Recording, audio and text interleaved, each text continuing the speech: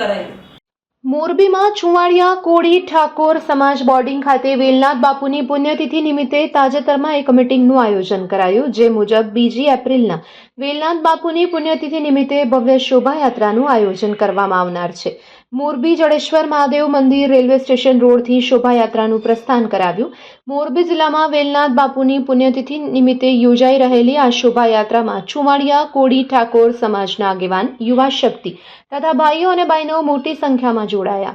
વિશ્વ હિન્દુ પરિષદના પ્રમુખ કમલેશ બોરીચા, કોળી સમાજના આગેવાન વકીલ દિલીપ અગેચણિયા, અમિત અગેચણિયા, લાભુભાઈ વરાણિયા વગેરે વેલનાથ બાપુને ફૂલ ચડાવી શ્રદ્ધાસુમન અર્પણ કર્યા હતા।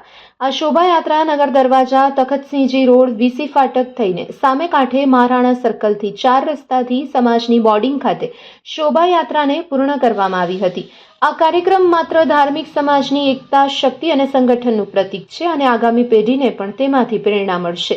આ કાર્યક્રમને સફળ બનાવવા માટે જગદીશભાઈ બાંભણિયા, અજયભાઈ વાઘાણી, માધવભાઈ પરેશા, દેવેશભાઈ રાણેવાડિયા અને પ્રવીણભાઈ સારલા સહિતના જહેમત ઉઠાવી રહ્યા છે। Report by Shrikant Patel, Morbi.